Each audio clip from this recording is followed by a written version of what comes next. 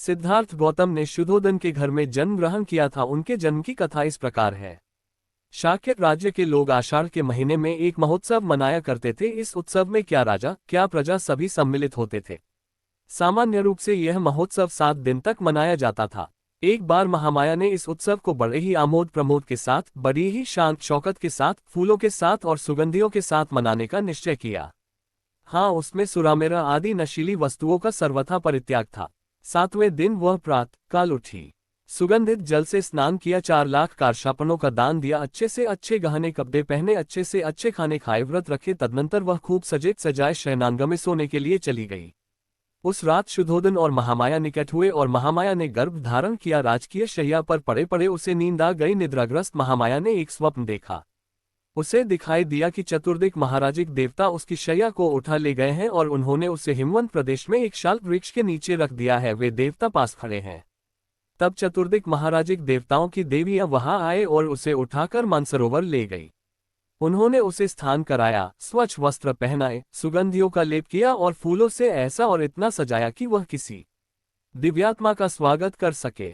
तब सुमेध नाम का एक बोधिसत्व उसके पास आया और उसने प्रश्न किया, मैंने अपना अंतिम जन्म पृथ्वी पर धारण करने का निश्चय किया है, क्या तुम मेरी माता बनना स्वीकार करोगी? उसका उत्तर था, बड़ी प्रसन्नता से। उसी समय महामाया देवी की आंख खुल गई। दूसरे दिन महामाया ने शुद्धोदन से अपने स्वप्न की चर्चा की। इस स्वप्न की व्याख्या करने में असमर्थ राजा ने स्वप्न विद्या में प्रसिद्ध 8 ब्राह्मणों को बुला भेजा। उनके नाम थे राम, ध्वज, लक्ष्मण, मंत्री, यण, भोज, स्वयं और सुदत्त। राजा ने उनके योग्य स्वागत की तैयारी की। उसने जमीन पर पुष्पवर्षा कराए और उनके लिए सम्मानित आसन बिछवाए। उसने ब्राह्मण के पात्र चांदी सोने से भर दिए और उन्हें घी, मधु, शक्कर, बढ़िया चावल तथा दूध से पके पकवानों से संतर्पित किया। जब ब्राह्मण खा पीकर प्रसन्न हो गए, शुद्धोदन ने उन्हें महामाया का स्वप्न कह सुनाया और पूछा, मुझे इसका अर्थ बताओ। ब्राह्मणों का उत्तर था, महाराज, निश्चित रहें, आपके यहाँ एक पुत्र होगा। यदि वह घर में रहेगा तो वह चक्रवर्ती राजा होगा। यदि गृहत्याग कर सन्यासी होगा तो वह बुद्ध बनेगा, संसार के अंधकार का नाश करने वाला। पात्र में तेल धारण किए रहने की तरह महामाया बोधिसत्व को 10 महीने तक अपने गर्भ में धारण किए रही। समय समीप आया जान उसने अपने मायके जाने की इच्छा प्रकट की। अपने पति को संबोधित करके उसने कहा, मैं अपने मायके देवदह जाना चाहती हूँ। उद्धरण चिन्ह। शुद्धोदन का उत्तर था, तुम जानती हो कि तुम्हारी इच्छा की पूर्ति होगी। कहारों के कंधों पर ढोई जाने वाली सुनहरी पालकी में बिठवा कर अनेक सेवक सेविकाओं के साथ शुद्धोदन ने महामाया को उसके मायके भिजवा दिया। देवदह के मार्ग में महामाया को शाल वृक्षों के एक उद्यान वन में से गुजरना था, जिसके कुछ वृक्ष पुष्पित थे, कुछ अपुष्पित। ये लुम्बिनी वन कहलाता था। जिस समय पालकी लुम्बिनी वन में से गुजर रही थे, सारा लुम्बिनी वन दिव्य चित्र लता की तरह अथवा किसी प्रतापी राजा के सुसज्जित बाजार जैसा प्रतीत होता था। जड़ से वृक्षों की शाखाओं के छोर तक पेड़ फलों और फूलों से लदे थे। नाना रंग के भ्रमरगण गुंजार कर रहे थे, पक्षी चहचहा रहे थे। यह मनोरम दृश्य देखकर महामाया के मन में इच्छा उत्पन्न हुई कि वह कुछ समय वहां रहे और क्रीड़ा करे। उसने पालकी ढोने वालों को आज्ञा दी कि वह उसकी पालकी को शाल उद्यान में ले चले और वहां प्रतीक्षा करें। महामाया पालकी से उतरी और एक सुंदर शाल वृक्ष की ओर बड़ी मंद पवन बह रहा था, जिससे वृक्ष की शाखाएं ऊपर नीचे हिल डोल रही थी। महामाया ने उनमें से एक को पकड़ना चाहा। भाग्यवश एक शाखा काफी नीचे झुक गई। महामाया ने पंजों के बल खड़ी होकर उसे पकड़ लिया। तुरंत शाखा ऊपर की ओर उठी और उसका हल्का सा झटका लगने से महामाया को प्रसव वेदना आरंभ हुई। उस शाल वृक्ष की शाखा पके खड़े ही खड़े महामाया ने एक पुत्र को जन्म दिया।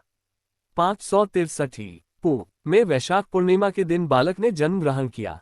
शुद्धोदन और महामाया का विवाह हुए बहुत समय बीत गया था, लेकिन उन्हें कोई संतान न हुई थी। आखिर जब पुत्र लाभ हुआ तो केवल शुद्धोदन और उसके परिवार द्वारा बल्कि सभी शाक्यों द्वारा पुत्र जन्मोत्सव बड़ी ही शांत बान और बड़े ही ठाट बाट के साथ अत्यंत प्रसन्नतापूर्वक मनाया गया। बालक के जन्म के समय अपनी बारी से शुद्धोदन पर कपिलवस्तु का शासन करने की जिम्मेदारी थी। वह राजा कहलाया और इसलिए स्वाभाविक तौर पर बालक भी राजकुमार। असित का आगमन। जिस समय बालक का जन्म हुआ उस समय हिमालय में असित नाम के एक बड़े ऋषि रहते थे। पूर्णविराम। असित ने सुना कि आकाश स्थित देवता बुद्ध शब्द की घोषणा कर रहे हैं। उसने देखा कि वह अपने वस्त्रों को ऊपर उछाल उछाल प्रसन्नता के मारे इधर उधर घूम रहे हैं। वह सोचने लगा कि मैं वहां क्यों न जाऊं जहां बुद्ध ने जन्म ग्रहण किया है। जब असित ऋषि ने समस्त जम्बूद्वीप पर अपनी दिव्य दृष्टि डाली तो देखा कि शुद्धोदन के घर में एक दिव्य बालक ने जन्म ग्रहण किया है और देवताओं की भी इतनी अधिक प्रसन्नता का यही कारण है। इसलिए वह महान ऋषि असित अपने भांजे नरदत्त के साथ राजा शुद्धोधन के घर आए और उसके महल के द्वार पर खड़े हुए। अब असित ऋषि ने देखा कि शुद्धोधन के द्वार पर लाखों आदमियों की भीड़ एकत्रित है। वह द्वारपाल के पास गए और कहा, अरे, जाकर राजा से कहो कि दरवाजे पर एक ऋषि खड़े हुए। द्वारपाल राजा के पास गया और हाथ जोड़कर विनती की, राजन, द्वार पर एक वृद्ध ऋषि पधारे हैं और आपसे भेंट करना चाहते हैं। राजा ने असित ऋषि के बैठने के लिए आसन की व्यवस्था की और द्वारपाल को कहा, ऋषि को आने दो। महल के बाहर आकर द्वारपाल ने असित से कहा, कृपया भीतर पधारें। असित ऋषि राजा के सामने उपस्थित हुए और उसे खड़े खड़े आशीर्वाद दिया, राजन, आपकी जय हो, राजन, आपकी जय हो, आप चिरकाल तक जिए और अपने राज्य पर धर्मानुसार शासन करें। तब शुद्धोधन ने असित ऋषि को साष्टांग दंडवत किया और उन्हें बैठने के लिए आसन दिया। जब उसने देखा कि असित ऋषि सुखपूर्वक आसीन है तो शुद्धोधन ने कहा, ऋषिवर, मुझे स्मरण नहीं है कि इसके पूर्व आपके दर्शन हुए हों। आपके यहाँ आगमन का क्या उद्देश्य है? आपके यहाँ पधारने का क्या कारण है? तब असित ऋषि ने राजा शुद्धोधन से कहा, राजन, तुम्हें पुत्र लाभ हुआ है, मैं उसे देखने के लिए आया हूँ। शुद्धोधन बोला, ऋषिवर, बालक सोया है, क्या आप थोड़ी देर प्रतीक्षा करने की कृपा करेंगे? ऋषि का उत्तर था, राजन, इस तरह के दिव्य विभूतियां देर तक सोती नहीं रहती, वे स्वभाव से ही जागरूक होती है। तब बालक ने ऋषि पर अनुकंपा करके अपने जागते रहने का संकेत किया। ये देख कि बालक जाग उठा है, शुद्धोधन ने उसे दृढ़तापूर्वक दोनों हाथों में लिया और असित ऋषि के सामने ले आया। असित ने देखा कि बालक 32 महापुरुष लक्षणों तथा 80 अनुव्यंजनों से युक्त है। उसने देखा कि उसका शरीर शुक्र और ब्रह्मा के शरीर से भी अधिक दीप्त है और उसका तेजोमंडल उनके तेजोमंडल से लाख गुना अधिक प्रदीप्त है। उसके मुंह तुरंत यह वाक्य निकला, निस्संदेह यह अद्भुत पुरुष है। वे अपने आसन से उठे, दोनों हाथ जोड़े और उसके पैरों पर गिर पड़े। उन्होंने बालक की परिक्रमा की और उसे अपने हाथों में लेकर विचारमग्न हो गए। असित ऋषि पुरानी भविष्यवाणी से परिचित थे कि जिसके शरीर में गौतम की ही तरह के 32 महापुरुष लक्षण होंगे, वह इन 2 गतियों में से एक को निश्चित रूप से प्राप्त होगा, तीसरी को नहीं। यदि वह गृहस्थ रहेगा तो वह चक्रवर्ती नरेश होगा, लेकिन यदि वह गृह त्याग कर प्रव्रजित हो जाएगा तो वह सम्यक संबुद्ध होगा। असित ऋषि को निश्चय था कि यह बालक गृहस्थ नहीं बनेगा। बालक की ओर देखकर वह सिसकियां भर भर कर रोने लगा। शुद्धोधन ने देखा कि असित ऋषि सिसकियां भर भर कर रो रहा है। उसे इस प्रकार रोता देखकर शुद्धोधन के रोंगटे खड़े हो गए। उसने असित ऋषि से निवेदन किया, ऋषिवर, आप इस प्रकार रो क्यों रहे हैं? आंसू क्यों बहा रहे हैं? ठंडी सांस क्यों ले रहे हैं? मैं समझता हूं कि बालक का भविष्य तो निर्विघ्न ही है। असित ऋषि ने राजा को उत्तर दिया, राजन, मैं बच्चे के लिए नहीं रो रहा हूं, इसका तो भविष्य निर्विघ्न है, मैं अपने लिए रो रहा हूं। ऐसा क्यों? शुद्धोधन ने पूछा। असित ऋषि का उत्तर था, मैं जराजीर्ण हूं, वयः प्राप्त हूं और यह बालक निश्चयात्मक रूप से बोधि लाभ करेगा, सम्यक संबुद्ध होगा। तदनंतर वह लोक कल्याण के लिए अपना धम्मक चक्र प्रवर्तित करेगा, जो इससे पहले इस संसार में कभी प्रवर्तित नहीं हुआ है। जिस श्रेष्ठ जीवन की, जिस सद्धर्म की वह घोषणा करेगा, वह आदि में कल्याणकारक होगा, मध्य में कल्याणकारक होगा और अंत में कल्याणकारक होगा। वह अर्थ तथा व्यंजन की दृष्टि से निर्दोष होगा, वह परिशुद्ध होगा, वह परिपूर्ण होगा। जिस प्रकार राजन कभी कहीं इस संसार में उदुम्बर भूलक पुष्पित होता है, उसी प्रकार अनंत युगों के अनंतर इस संसार में कहीं बुद्धोत्पाद होता है। राजन, इसी प्रकार निश्चय से यह बालक बोधि लाभ करेगा, सम्यक संबुद्ध होगा और तदनंतर अनंत प्राणियों को इस दुखमय सागर के पार ले जाकर सुखी करेगा। लेकिन राजन, मैं उस बुद्ध को नहीं देख सकूंगा, इसलिए राजन, मैं इस दुख से दुखी हूं और रो रहा हूं। मेरे भाग्य में उस बुद्ध की पूजा करना नहीं बदा है। तब राजा ने असित ऋषि और उसके भांजे नाहक नरदत्त को श्रेष्ठ भोजन से संतर्पित किया और वस्त्र दान दे उनकी परिक्रमा कर वंदना की। तब असित ने अपने भांजे नालक को कहा, नरदत्त, जब कभी तुम्हें ये सुनने को मिले कि यह बालक बुद्ध हो गया है तो जाकर शरण ग्रहण करना, ये तेरे सुख, कल्याण और प्रसन्नता के लिए होगा। इतना कहकर असित ने राजा से विदा ली और अपने आश्रम चला गया। महामाया की मृत्यु। 5वें दिन नामकरण संस्कार किया गया। बालक का नाम सिद्धार्थ रखा गया। उसका गोत्र गौतम था, इसीलिए जनसाधारण में वह सिद्धार्थ गौतम से प्रसिद्ध हुआ। बालक के जन्म की खुशियां और उसके नामकरण की विधियां अभी समाप्त नहीं हुई थी कि महामाया अचानक बीमार पड़ी और उसके रोग ने गंभीर रूप धारण कर लिया। अपना अंत समय निकट आया जान उसने शुद्धोधन और प्रजापति को अपनी शैया के समीप बुलाया और कहा, मुझे विश्वास है कि असित ने मेरे बच्चे के बारे में जो भविष्यवाणी की है वह सच्ची निकलेगी। मुझे यही अफसोस है कि मैं इस वाणी को पूरा हुआ न देख सकूंगी। प्रजापति, मैं अपना बच्चा तुम्हें सौंप जाती हूँ। मुझे विश्वास है कि उसके लिए तुम उसकी माँ से भी बढ़कर होगी। मेरा बालक शीघ्र ही मातृहीन बालक हो जाएगा, लेकिन मुझे इसकी तनिक चिंता नहीं है कि मेरे बाद यथायोग्य विधि से उसका लालन पालन नहीं होगा। अब दुखी न हो, मुझे मरने दे, मेरा अंत समय आ पहुंचा है, यमदूत मेरी प्रतीक्षा कर रहे हैं। इतना कहते कहते महामाया ने अंतिम सांस ले ली। शुद्धोधन और प्रजापति दोनों को ही बड़ा दुख हुआ। दोनों फूट फूट कर रोने लगे। जब सिद्धार्थ की माता का देहांत हुआ तो उसकी आयु केवल 7 दिन की थी। सिद्धार्थ का एक छोटा भाई भी था, उसका नाम था नंद। वह शुद्धोधन का महाप्रजापति से उत्पन्न पुत्र था। उसके ताया चाचा की भी कई संतानें थीं। महानाम और अनिरुद्ध शुल्कोदन के पुत्र थे तथा आनंद अमितदन के। देवदत्त उसकी बुआ अमिता का पुत्र था। महानाम सिद्धार्थ की अपेक्षा बड़ा था और आनंद छोटा सिद्धार्थ उनके साथ खेलता खाता बड़ा हुआ। बचपन तथा शिक्षा। जब सिद्धार्थ थोड़ा चलने फिरने योग्य हो गया, शाक्य जनपद के मुखिया इकट्ठे हुए और उन्होंने शुद्धोधन से कहा कि बालक को ब्राह देवी अभ्या के मंदिर में ले चलना होगा। शुद्धोधन ने स्वीकार किया और बालक को कपड़े पहना देने के लिए महाप्रजापति से कहा। जब वह उसे वस्त्र पहना रही थी, सिद्धार्थ ने अत्यंत मधुर वाणी में अपनी मौसी से पूछा कि उसे कहाँ ले जाया जा रहा है। जब उसे पता लगा कि उसे मंदिर ले जाया जा रहा है तो वह मुस्कुराया, लेकिन शाक्यों के रीति रिवाज का ध्यान कर वह चला गया। 8 वर्ष की आयु होने पर सिद्धार्थ ने अपनी शिक्षा आरंभ की। जिन्हें शुद्धोधन ने महामाया के स्वप्न की व्याख्या करने के लिए बुलाया था और जिन्होंने सिद्धार्थ के बारे में भविष्यवाणी की थी, वे ही 8 ब्राह्मण उसके प्रथम आचार्य हुए। जो कुछ वे जानते थे, जब वे सब सिखा चुके तब शुद्धोधन ने उदयचर देश के उच्च कुलात्पन्न प्रथम कोटि के भाषा, वेद तथा व्याकरण, वेद वेदांग तथा उपनिषदों तेनु पूरे जानकर सब्बमित को बुला भेजा। उसके हाथ पर समर्पण का जल सिंचन कर शुद्धोधन ने सब्बमित को ही शिक्षण के निमित्त सिद्धार्थ को सौंप दिया। वह उसका दूसरा आचार्य था। उसकी अधीनता में सिद्धार्थ ने उस समय के सभी दर्शन शास्त्रों पर अपना अधिकार कर लिया। इसके अतिरिक्त उसने भारद्वाज से चित्त को एकाग्र तथा समाधिस्थ करने का मार्ग सीख लिया था। भारद्वाज आलार कालाम का शिष्य था। उसका अपना आश्रम कपिलवस्तु में ही था। आरंभिक प्रवृत्तियां 1। जब कभी वह अपने पिता की जमींदारी में जाता, वहां कृषि संबंधी कोई काम न होता, वह किसी एकांत कोने में जाकर ध्यानारूढ़ हो जाता।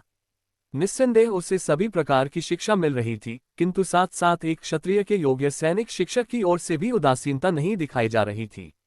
शुद्धोधन को इस बात का ध्यान था कि कहीं ऐसा न हो कि सिद्धार्थ में मानसिक गुणों का ही विकास हो और वह क्षात्र बल में पिछड़ जाए। सिद्धार्थ स्वभाव के कारुणिक था। उसे यह अच्छा नहीं लगता था कि आदमी का शोषण करे। एक दिन अपने कुछ मित्रों सहित वह अपने पिता के खेत पर गया। वहां उसने देखा कि मजदूर खेत कोड़ रहे हैं, बांध रहे हैं, उनके तन पर पर्याप्त कपड़ा नहीं है, वे सूर्य के ताप से जल रहे हैं। 6।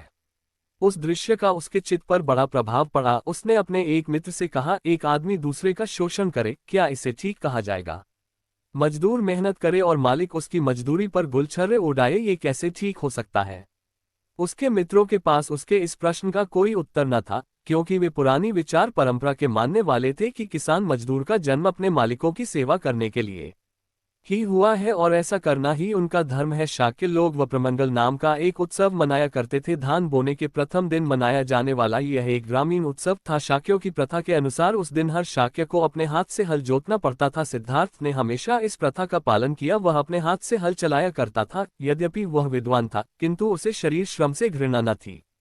उसका क्षत्रिय कुल था। उसे धनुष चलाने तथा अन्य शस्त्रों का प्रयोग करने की शिक्षा मिली थी, लेकिन वह किसी भी प्राणी को अनावश्यक कष्ट देना नहीं चाहता था। वह शिकारियों के दल के साथ जाने से इनकार कर देता था। उसके मित्र कहते, क्या तुम्हें शेर चीतों से डर लगता है? वह प्रत्युत्तर देता, मैं जानता हूं कि तुम शेर चीतों को मारने वाले नहीं हो, तुम हिरणों तथा खरगोशों जैसे निष्प्रिय जानवरों को ही मारने वाले हो, शिकार के लिए नहीं तो अपने मित्रों का निशाना देखने के लिए ही आओ।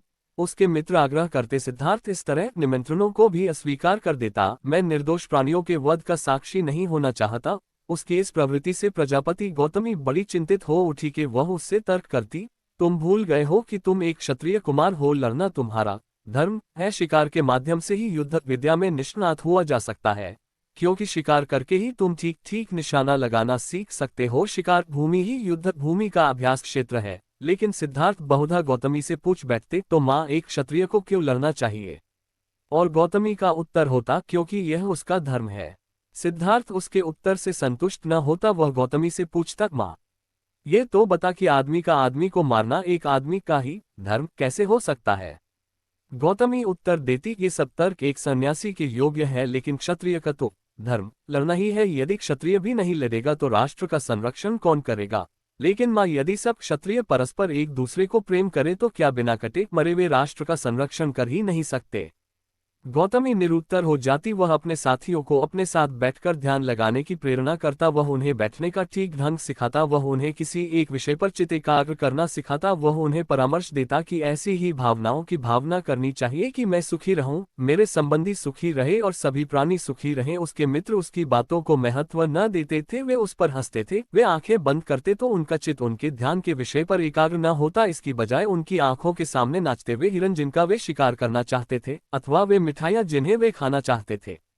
उसके माता पिता को उसका ये ध्यानाभिमुख होना अच्छा नहीं लगता था, उन्हें लगता था कि यह क्षत्रिय जीवन के सर्वथा प्रतिकूल है। सिद्धार्थ का विश्वास था कि योग्य भावनाओं पर चित्त एकाग्र करने से हम अपनी मैत्री भावना को बहुत व्यापक बना सकते हैं। उसका कहना था कि सामान्य रूप से जब भी कभी हम प्राणियों के बारे में कुछ भी विचार करते हैं, हमारे मन में भेद विभेद घर कर जाते हैं। हम मित्रों को शत्रुओं से भिन्न कर लेते हैं, हम अपने पालतू पशुओं को मनुष्यों से भिन्न कर लेते हैं, हम अपने मित्रों से प्रेम करते हैं और प्रेम करते हैं अपने पालतू पशुओं से, हम अपने शत्रुओं से घृणा करते हैं और घृणा करते हैं सामान्य जंतुओं से। हमें इस विभाजक रेखा की सीमा के उस पार जाना चाहिए। हम ये कार्य तभी कर सकते हैं जब हम अपने ध्यान में इस व्यवहार जगत की सीमाओं को लंघ सकें।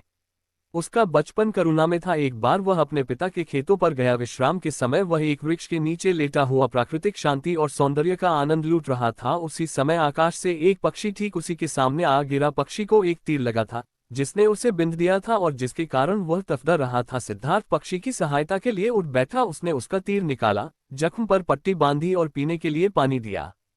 उसने पक्षी को गोद में लिया और अपनी चादर के भीतर छिपाकर उसे अपनी छाती की गर्मी पहुंचाने लगा। सिद्धार्थ को आश्चर्य था कि इस असहाय पक्षी को किसने बींधा होगा। शीघ्र ही उसका ममेरा भाई देवदत्त वहां आ पहुंचा। वह शिकार के सभी आयुधों से सन्नद्ध था। उसने सिद्धार्थ से कहा कि उसने उड़ते हुए पक्षी पर तीर चलाया था। पक्षी घायल हो गया था, कुछ दूर उछलकर वह वही आसपास ही गिरा था। उसने सिद्धार्थ से पूछा, क्या तुमने उसे देखा है? सिद्धार्थ ने हाँ कहकर स्वीकार किया और वह पक्षी भी उसे दिखाया जो अब बहुत कुछ स्वस्थ हो चला था। देवदूत ने मांग की कि उसका पक्षी उसे दे दिया जाए। सिद्धार्थ ने इनकार किया। दोनों में घोर विवाद हुआ। देवदत्त का कहना था कि शिकार के नियमों के अनुसार जो पक्षी को मारता है वही उसका मालिक होता है, इसलिए वही उसका मालिक है। सिद्धार्थ का कहना था कि यह आधार ही सर्वथा गलत है। जो किसी की रक्षा करता है वही उसका स्वामी हो सकता है, हत्यारा कैसे किसी का स्वामी हो सकता है? दोनों में से एक भी पक्ष झुकने के लिए तैयार न था। मामला न्यायालय तक जा पहुंचा। न्यायालय ने सिद्धार्थ के पक्ष में निर्णय दिया। देवदत्त सिद्धार्थ का बंधक वैरी बन गया, लेकिन सिद्धार्थ की करुणा ऐसी ही अनुपम थी कि वे मेरे भाई को प्रसन्न बनाए रखने की बजाय एक पक्षी की जान बचाना अधिक श्रेयस्कर समझते थे। सिद्धार्थ गौतम का आरंभिक जीवन कुछ ऐसा ही था। विवाह दंडपानी नाम का एक शाक्य था। यशोधरा उसकी लड़की थी। अपने सौंदर्य और शील के लिए वह प्रसिद्ध थी। यशोधरा अपने 16वें वर्ष में पहुंच गई थी और दंडपानी को उसके विवाह की चिंता ने आ घेरा था। प्रथा के अनुसार दंडपानी ने अपने सभी पड़ोसी देशों के तरुणों को अपनी लड़की के स्वयंवर में सम्मिलित होने का निमंत्रण भेजा। सिद्धार्थ गौतम के नाम भी एक निमंत्रण भेजा गया था। सिद्धार्थ गौतम का भी 16वां वर्ष पूरा हो चुका था। उसके माता पिता भी उसकी शादी के लिए वैसे ही चिंतित थे। उन्होंने उसे स्वयंवर में जाने को और यशोधरा का पानी ग्रहण करने को कहा। उसने अपने माता पिता का कहना माना। आगत तरुणों में से यशोधरा ने सिद्धार्थ गौतम को ही चुना। दंडपानी बहुत प्रसन्न नहीं था। उसे उन दोनों के दाम्पत्य जीवन की सफलता में संदेह था। उसे लगता था कि सिद्धार्थ को तो साधु संतों की संगति ही अच्छी लगती है, उसे तो एकांत प्रिय है, वो एक अच्छा सद्गृहस्थ कैसे बन सकेगा? यशोधरा सिद्धार्थ गौतम के अतिरिक्त और किसी दूसरे से विवाह न करना चाहती थी। उसने अपने पिता से पूछा, क्या साधु संतों की संगति को अच्छा समझना कोई अपराध है? यशोधरा का ऐसा ख्याल नहीं था। यशोधरा की मां को जब मालूम आ कि यशोधरा सिद्धार्थ गौतम के अतिरिक्त और किसी दूसरे से विवाह करना ही नहीं चाहती, उसने दंडपानी से कहा कि उसे राजी हो जाना चाहिए। दंडपानी राजी हो गया। गौतम के प्रतिद्वंद्वी निराश ही नहीं हुए, बल्कि उन्हें लगता था कि उनका अपमान हो गया है। उन्हें लगता था कि कम से कम उनके प्रति न्याय करने के लिए ही यशोधरा को चाहिए था कि चुनाव करने से पहले किसी न किसी तरह से सबकी परीक्षा लेती। कुछ समय तो वह चुप रहे। उनका विश्वास था कि दंडपानी यशोधरा को गौतम का चुनाव ही न करने देगा, उनका उद्देश्य यूं ही पूरा हो जाएगा। लेकिन जब उन्होंने देखा कि दंडपानी असफल रहा है, उन्होंने हिम्मत से काम लिया और इस बात की मांग की कि लक्ष्यवेद की एक परीक्षा होनी ही चाहिए। दंडपानी को स्वीकार करना पड़ा। पहले तो सिद्धार्थ इसके लिए तैयार न था, लेकिन उसके सारथी छंदक ने उसे समझाया कि यदि वह अस्वीकार करेगा तो यह उसके लिए, उसके परिवार के लिए तथा सबसे बढ़कर यशोधरा के लिए ही बड़ी लज्जा की बात होगी। सिद्धार्थ गौतम के मन पर इस तर्क का बड़ा प्रभाव पड़ा। उसने उस परीक्षण में सम्मिलित होना स्वीकार किया। परीक्षण आरंभ हुआ। प्रत्येक प्रतिद्वंदी ने अपना अपना कौशल दिखाया। सबके अंत में गौतम की बारी थी, किंतु उसी का लक्ष्य वेद सर्वश्रेष्ठ सिद्ध हुआ। इसके बाद विवाह हुआ। शुद्धोदन और दंतपानी दोनों को बड़ी प्रसन्नता थी। इसी प्रकार यशोधरा और महाप्रजापति भी बड़ी प्रसन्न थी। विवाह हो चुकने के काफी समय बाद यशोधरा ने एक पुत्र को जन्म दिया। उसका नाम राहुल रखा गया। पुत्र के संरक्षण के लिए पिता की योजना। राजा प्रसन्न था कि पुत्र का विवाह हो गया और वह गृहस्थ बन गया, किंतु साथ ही असित ऋषि की भविष्यवाणी भूत की तरह उसका पीछा कर रही थी। उस भविष्यवाणी को पूरा न होने देने के लिए उसने सोचा कि सिद्धार्थ गौतम को काम भोगों के बंधन से अच्छी तरह से बांध दिया जाए। इस उद्देश्य की पूर्ति के लिए शुद्धोदन ने अपने पुत्र के लिए 3 महल बनवाए, एक ग्रीष्म ऋतु में रहने के लिए, दूसरा वर्षा ऋतु में रहने के लिए और एक तीसरा शीत ऋतु में रहने के लिए। उसने इन महलों को हर तरह के भोगविलास के साधनों से सुसज्जित किया। हर महल के गिर्द एक सुंदर बाग था जिसमें नाना तरह के फूलों से लदे हुए पेड़ थे। अपने पुरोहित उदय के परामर्श से उसने निश्चय किया कि कुमार के लिए एक अंतःपुर की व्यवस्था करनी चाहिए जहां सुंदरियों की कमी न हो। शुद्धोदन ने तब उदय को कहा कि वह उन षोडशियों को संकेत कर दे कि वे कुमार का चित्त जीतने का प्रयास करें। उदय ने सुंदरियों को इकट्ठा कर कुमार का चित्त लुभाने का संकेत ही नहीं किया, विधि भी बताए। उन्हें संबोधित करके उसने कहा, आप सब इस तरह की कला में दक्ष है, आप सबको रागरंजित चित्त की भाषा का अच्छा परिचय है, आप सब सुंदर हैं, आकर्षक है, आप सब अपने कौशल में कुशल हैं। उद्धरण चिन्ह आप अपने चातुर्य से उन ऋषि मुनियों को भी जीत सकती हैं तो कामजित माने जाते हैं। आप उन देवताओं को भी जीत सकती हैं जिन्हें केवल दिव्य लोक की अप्सराएं ही लुभा सकती हैं। अपनी कला, अपनी चतुराई, अपने आकर्षण से पुरुषों की तो बात ही क्या, आप स्त्रियों तक को मोह ले सकती हैं। उद्धरण चिन्ह अपने अपने क्षेत्र में आप सब इतनी कुशल थी कि आप सबके लिए कुमार को कामरूपी रज्जू में बांधकर अपने वश में कर लेना किसी भी तरह कठिन नहीं हो सकता। उद्धरण चिन्ह नवागत वधुओं को जिनकी आंखों पर लाज शर्म का पर्दा पड़ा रहता जिनकी आंखों पर लाज शर्म का पर्दा पड़ा रहता है तो ये शोभा देता है कि वे संकोच से काम ले आप सबको नहीं। निस्संदेह ये वीर भी महान है, लेकिन इससे तुम्हें क्या, स्त्री का बल भी तो महान होता है, यही तुम्हारा दृढ़ संकल्प होना चाहिए।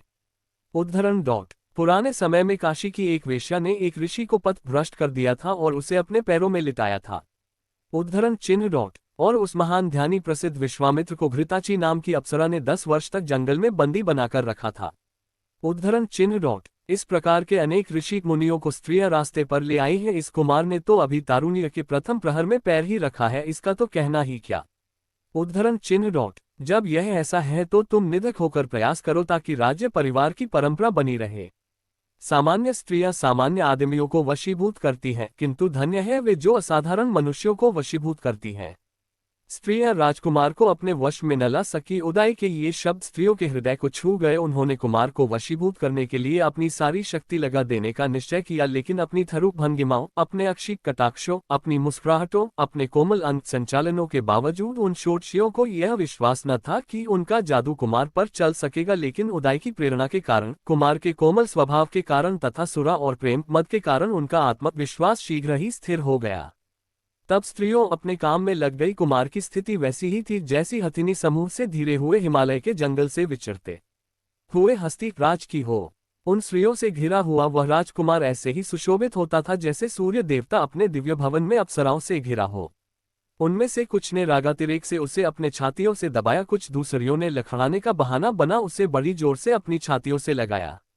उसके बाद उन्होंने अपने लताओं से कोमल करों को उसके कंधों पर ढीला छोड़ अपना भार भी उस पर डाल दिया। कुछ दूसरियों ने अपने सुरख गंध रक्तवर्ण होठों वाले मुख से उसके कान में फुसफुसाया, मेरी रहस्यपूर्ण बातें सुनो। कुछ दूसरियों ने, जिनके वस्त्र इत्रों से भीगे थे, उसे आज्ञा देने की तरह कहा, हमारी पूजा यहाँ करो। दूसरी नीलाम्बरा सुरा से मता होने का बहाना बनाते हुए अपनी जीभ को बाहर करके खड़ी हो गई जैसे रात के समय बिजली कौंध रही हो। कुछ दूसरी घुंघरुओं का निनाद करती घूमती थी और अपने अर्ध आच्छादित शरीर का प्रदर्शन भी कर रही थी। कुछ दूसरी एक आम्र शाखा को पकड़े खड़ी थी और अपनी कलश सदृश छातियों का प्रदर्शन कर रही थी। कुछ किसी पद्म सरोवर से आई थी, हाथों में पद्म थे, आंखें भी पद्मों के ही समान थीं। वे पद्म पानी की तरह उस पद्म मुख राजकुमार के पास खड़ी थी। एक दूसरी ने उचित हाव भाव के साथ एक गीत गाया ताकि वह संयत भी उत्तेजित हो सके। उसकी दृष्टि कह रही थी, अरे तुम किस भ्रम में पड़े हो? दूसरी ने अपने प्रकाशपूर्ण चेहरे पर अपनी भ्रूरूपी कमान को तानकर उसकी मुख मुद्रा को नकल बनाई। एक दूसरी जिसकी छाती पूरी उभारी थी और जिसके कानों की बालियां हवा में झूक रही थीं, जोर हंसी और बोली, यदि सके तो मुझे पके। कुछ दूसरियों ने उसे फल मालाओं के बंधन में बांधने की कोशिश की, कुछ दूसरियों ने उस पर मधुर किंतु अंकुश के समान चुभने वाले शब्दों का प्रहार किया। एक दूसरी ने उसे बुलाने के लिए एक आम्र वृक्ष की शाखा को हाथ में लेकर एक फूल दिखाया और प्रश्न किया, ये किसका फूल है? एक दूसरी ने आदमी की सी चाल ढाल बनाकर कहा, हे स्त्री जित जा इस पृथ्वी को जीत। एक दूसरी ने एक नील पद्म की गंध लेते हुए और अपनी गोल गोल आंखें मटकाते हुए कुछ अस्पष्ट शब्दों में राजकुमार को संबोधित किया, स्वामी। मधु गंधी पुष्पों से आच्छादित इस आम्र फल को देखे, स्वर्ण पिंजर में बंद की तरह कोकिल यहाँ गाती है। यहाँ आए और इस अशोक वृक्ष को देखें जो प्रेमियों का शोकवर्धक है और जहाँ मधुमक्खियां ऐसे गूंजार करती हैं मानो वे अग्निदग्ध हों। यहाँ आए और आम्र लतिका लिपटे इस तिलक वृक्ष को देखें मानो कोई पीतवस्त्रधारिणी किसी श्वेत वस्त्र आच्छादित पुरुष से लिपटी हो। अंगूरी रस की तरह प्रकाशमान पुष्पित कुरवक वृक्ष को देखे जो कि इस प्रकार झुका हुआ है मानो स्त्रियों के नखों की लाली से आहत हुआ हो। इस तरुण अशोक को आकर देखें जिसकी नई नई शाखाएं चारों ओर फैली हुई हैं, ऐसा लगता है मानो ये हमारे हाथों के सौंदर्य को देखकर ही लज्जा से गड़ा जाता हो। इस झील को ही देखें जिसके तट पर सिंधुआर उगी है, मानो श्वेत वस्त्र पर एक सुंदर रमणी लेटी हुई है। स्त्री जाति की सामर्थ्य देखो, पानी में वह चकवी आगे आगे जाती है और उसका पति पीछे पीछे मानो वह उसका दास हो। मत कोकिल का संगीत सुनो और दूसरे का भी उसका अक्षरश अनुकरण करते हुए। उद्धरण चिन्ह अच्छा होता यदि वसंत ऋतु में पक्षियों में पैदा होने वाले उन्माद का कुछ अंश आप में भी होता और यह अपने आप को सदा बुद्धिमान समझते रहने वाले पंडितों के विचार न होते। इस प्रकार इन प्रेमासक्त स्त्रियों ने राजकुमार के विरुद्ध हर तरह की युद्ध नीति बरती। इतने आक्रमण किए जाने पर भी वह संयतेंद्रिय न प्रसन्न हुआ न मुस्कुराया। उनकी वास्तविक अवस्था से परिचय प्राप्त होने के कारण राजकुमार स्थिर एकाग्रचित से विचार करता रहा। इन स्त्रियों में किस बात की ऐसी कमी है कि ये इतना भी नहीं देख सकती कि यौवन चंचल है, वार्धक्य समस्त सौंदर्य का नाश कर देगा। इस प्रकार यह मेल मेल महीनों वर्षों चलता रहा किंतु इसका कुछ फल न हुआ। प्रधानमंत्री का कुमार को समझाना उदय समझ गया कि तरुणियां असफल रही हैं और राजकुमार ने उनमें कोई दिलचस्पी नहीं ली। नीतिकुशल उदय ने राजकुमार से स्वयं बातचीत करने की सोची। राजकुमार से एकांत में उदय ने कहा, क्योंकि मुझे राजा ने आपके सुहृद पद पर नियुक्त किया है, इसलिए मैं एक मित्र की हैसियत से ही आपसे दो बातें करना चाहता हूँ। किसी अहित काम से बचाना, हितकर काम में लगाना, विपत्ति में साथ न छोड़ना, मित्र के यही तीन लक्षण हैं। यदि मैं अपनी मैत्री की घोषणा करने के अनंतर भी पुरुषार्थ से विमुख आपको न समझाऊं तो मैं अपने मैत्री धम्म से होता हूँ च्युत। ऊपरी मन से भी स्त्रियों से संबंध जोड़ना अच्छा है, इससे आदमी का संकोच जाता रहता है और मन का रंजन भी होता ही है।